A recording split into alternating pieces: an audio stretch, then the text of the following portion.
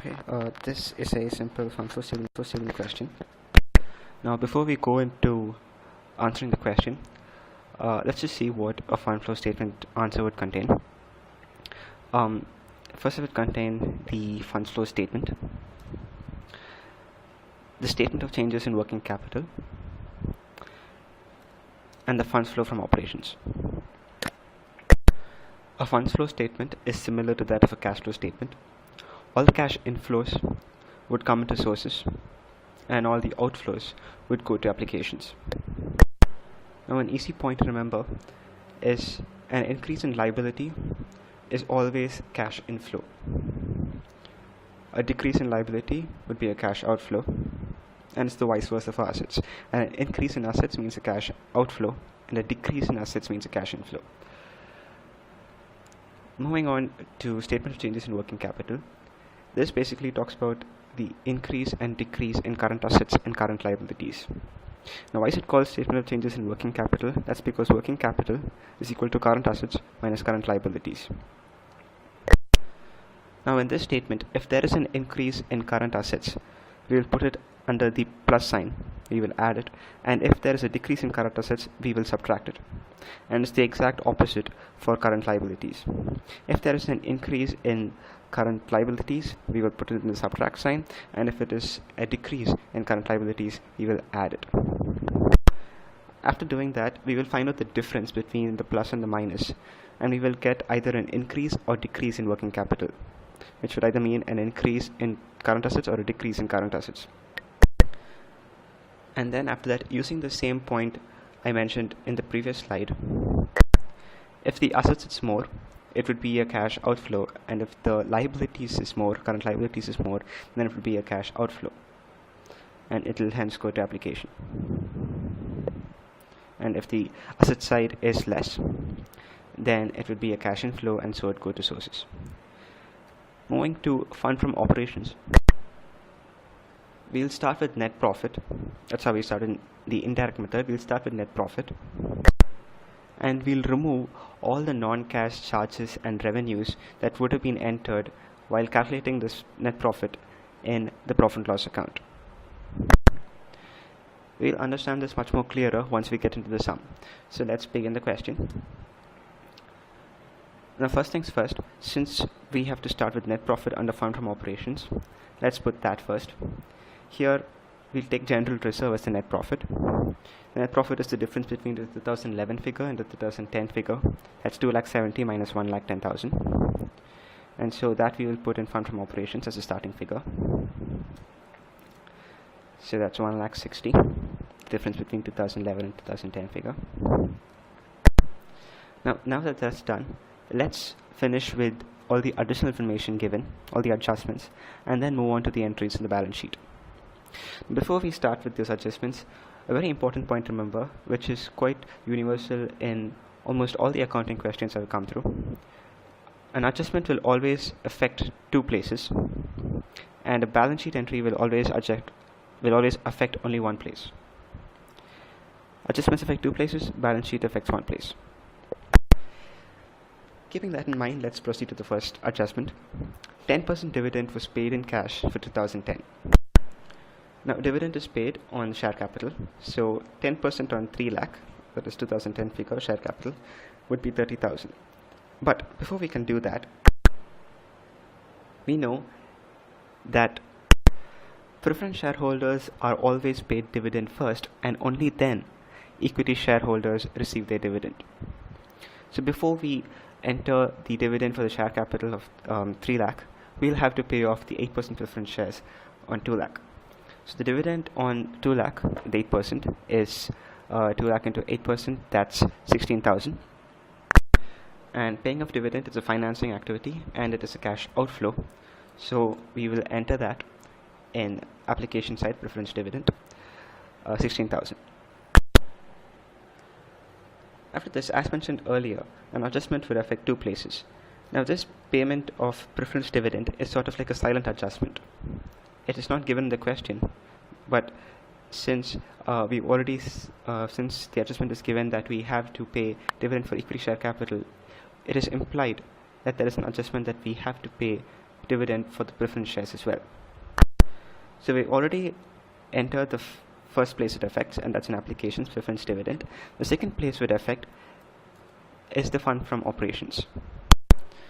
Now, why does it affect the fund from operations? This is because in the profit loss account, when you enter the debit side and the credit side, the expenditures and the revenues that would have brought about the balance net profit of 1,60,000, we would have entered in the debit side payment of preference dividend 16,000. So that would have actually brought down the profit. But now, since we are showing it here in the application side, we should remove it from the net profit. Otherwise, it would mean we're showing it would affect two places, both in the applications and in the net profit, and so it would be 16,000 here and 16,000 there. So we should remove that back from the net profit, and so we'd add it back. It was originally subtracted to find out 1,60,000, but since we're showing it in applications, we will add it back to net profit, 16,000. That completes the two entries that we have to make for the silent adjustment of payment of preference dividend. Now let's go to the 10% dividend was paid in cash for 2010. Here the share capital in 2010 was 3 lakh, so 10% on 3 lakh is 30,000. We do the exact same as we did for preference shares dividend. There's an outflow of 10,000 payment of dividends and it's a financing activity, so it goes to applications. And also, since it would have been subtracted from the net profit, we will add it back here because it is shown in the application side. It shouldn't have a double effect, so we will add it back since we earlier subtracted it. Now that completes the two entries required for the first adjustment. Let's move on to the second adjustment. A machine costing rupees 70,000 with a book value of rupees 40,000 was sold for 25,000. Now if you look at the first entry in the asset side of the balance sheet, fixed assets, we have an opening balance of 5,10,000 and a closing balance of 6,20,000. Now if we have an adjustment with which would affect balances in the balance sheet, we will open an adjustment account. So in this case, we will open a fixed assets account. Also, if you see the additional information, the last point, provision for depreciation 31st December 2010 and 31st December 2011 is given. Generally, this is given in the liability side as accumulated depreciation, but in this case, they have given it separately in the additional information. Either way, we should open a provision for depreciation account simultaneously along with the fixed assets adjustment account. Now, an important point to remember is when provision for depreciation is given separately, while entering the balances for the fixed assets, we have to add the opening balance of provision for depreciation with the opening balance of fixed assets, and we also have to add the closing balance of provision for depreciation to the closing balance of fixed assets. So 5,10,000 plus 1,50,000 would be 6,60,000, and the same, we add the closing balance of provision for depreciation to the closing balance of fixed assets, and we get 8,10,000. The balances in the provision for depreciation account would remain the same, 1,50,000 and 1,90,000. And since the provision for depreciation, accumulated depreciation, comes in the liability side, we have an opening credit balance. Liabilities always have an opening credit balance, and assets always have an opening debit balance. Now, going back to the question, the adjustment says a machine costing rupees 70,000 with a book value of 40,000 was sold for 25,000. So we have sales for 25,000. That will go to the credit side of fixed assets account. A sale of 25,000, and this machine, the book value was 40,000, so you have a loss of 15,000. 40,000 minus 25,000, so we enter that in the credit side. Loss goes to the credit side. And also it says that the machine originally costed 70,000. Its book value now is 40,000, which means over the years we charged the total depreciation of 70 minus 40,000, that is 30,000. Now this is the depreciation on the machinery that is sold. that is the machinery that was at book value 40,000 and sold for 25,000. This is the depreciation for the sold out machinery that will be debited to the provision for depreciation account. There's a small mistake here, please note. It's not supposed to be to depreciation, it's supposed to be to fixed assets account. That is the sold out machinery. Now that that's done, let's go and balance out the fixed assets account. It's a total of 8,80,000. Balancing figure, if it comes on the debit side, would be purchases. If it comes on the credit side, it would be sales. In this case, it's the debit side, and so we have a purchases of 2,20,000. If we balance the provision for depreciation account, you get a total of 2,20,000. The balancing figure would be the depreciation provided during the year, and that's 70,000. Now it says to P&L, to profit loss. That's because if you see in your profit loss account, on the debit side, you would have entered to depreciation for the year, 70,000 in this case. Now these two accounts are closed. Let's see how each of these entries would affect the fund flow statement. Let's start with the first one, sales. Sales is 25,000. It is an investing activity, and also there is inflow of cash. When you sell a machinery, there's inflow of cash. So this 25,000 is an inflow of cash, and hence it would go to sources. Going back to the account, you have on the credit side, you have a P&L by P&L, which is loss of 15,000. Now this will come in the fund from operations, and we will add it. Why? Because if you remember, if you bring a profit and loss account to your mind, any capital loss would have been debited, but it is a non-cash charge. There is no cash inflow or outflow, and in a fund flow statement as well as a cash flow statement, we will enter only those transactions which affect the inflow or outflow of cash. In this case, since 15,000 does not affect,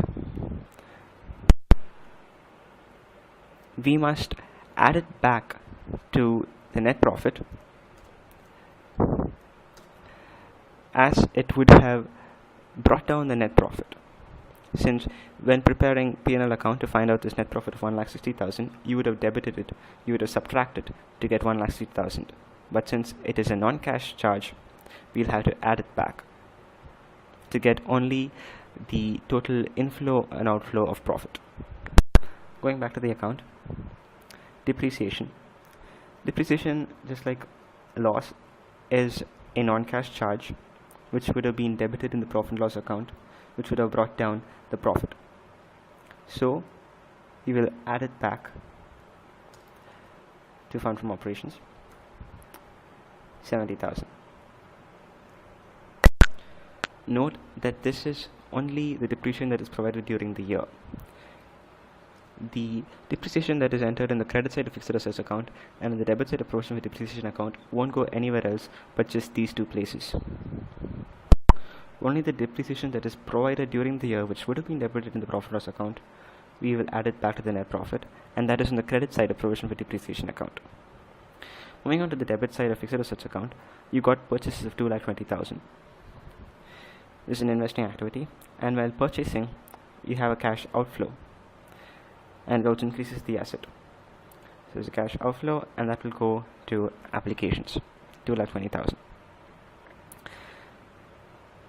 Seeing the accounts again, we see that we have made sure that every entry has affected the fund flow statement in some way, except of course for the depreciation, that both the places that is affected is in these accounts itself and not in the fund flow statement. Going back to the question, to the third adjustment, preference shares were redeemed at a premium of 5%. On the liability side, second item is preference shares, opening 2 lakh, closing 1 lakh. So let's go ahead and open a preference shares account. Opening balance, liabilities always have a credit opening balance, opening 2 lakh and closing 1 lakh. Now preference shares have been redeemed, and the opening balance is 2 lakh, closing balance is 1 lakh, which means 2 lakh minus 1 lakh, 1 lakh has been redeemed, and it has been redeemed on a premium of 5%. That's what the adjustment says.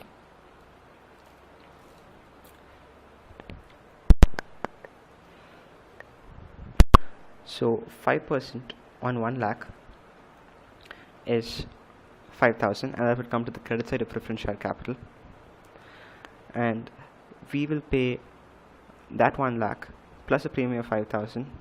That will come to the debit side to cash 1 lakh 5,000, and that tallies this account 2 lakh 5,000, 2 lakh 5,000 debit and credit, and hence this account is closed. Now let's see how these entries would affect the fund flow statement. On the credit side, buy premium 5,000. Now before we go into the credit side, let's see the debit side. Cash. We have paid 1 lakh 5,000 while redeeming these preference shares. It's a financing activity, and while redeeming we give out cash, and so it's a cash outflow, and hence it would go to the application side, the entire of 1 lakh 5,000. Now this premium on the credit side of 5,000, this will go to fund from operations. We will add it back to the net profit, and here's why. Premium would have been entered in the debit side of profit and loss account. It would have brought down the profit. It is also an actual cash outflow, unlike depreciation and loss of machinery. But why do we still add it back? That is because it would have a double effect, since we are already entering this 1 lakh 5,000 here in the application side. It's not just 1 lakh, we are adding the premium also here. So 1 lakh plus 5,000, 1 lakh 5,000 is a cash outflow. So we shouldn't show it two places, both here and also deducted from net profit. So we will add back the 5,000, so as to it doesn't end up in double outflow of cash. Going back to the adjustment, preference share capital account, we see that everything is done. So let's go back to the question.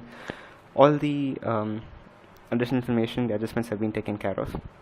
Each of them we have seen has affected two places. Sometimes both places were affected in the fund flow statement. In some adjustments, one was put in an adjustment account and another was affected in the fund flow statement. In some places, for example, in the provision for depreciation and in the fixed assets account, the sold out machinery depreciation, both of them were entered in the adjustment account. It never came to the fund flow statement. So now we're done with the adjustments. Let's go to the balance sheet entries. The first item on the liability side is share capital. Share capital, there's been an increase of 50,000, and an increase in liability, as you know, goes to sources, because increase in liability means a cash inflow, and so we put it in sources. An important tip and point to remember is that any change in the balance sheet, except for current assets and current liabilities, will go directly to sources or applications. Moving on, preference shares we've done. General reserve we have done. We've put that in the first item from fund from operations as net profit. Debentures. There's been an increase of debentures of 1 lakh, and increase in liabilities means cash inflow, and so sources again 1 lakh debentures. The next item is current liabilities. Now there's been an increase in current liabilities, and current liabilities, as you would recall, goes to statement of changes in working capital, and an increase in liability would mean it goes to the negative column, and the difference is 75,000, so it goes to the negative column. Going back to the balance sheet, provision for bad debts. This is also a current liability, and an increase in it's been an increase of 5,000, so it will again show it in the statement of changes working capital. Increase in liabilities is negative, so it goes negative column, 5,000. Going back to the question, liability side is done. Fixed assets on the asset side, that is already done. We did that in the second and fourth adjustment of the additional information. Investments, there's been an increase of 80,000 minus 30,000, that's 50,000, and increase in assets means a cash outflow, so it goes to applications, 50,000. Current assets, there has been an increase of this will take some time for me to calculate. That's 1,35,000, I think. And since it's an increase in asset, it would come to the plus side.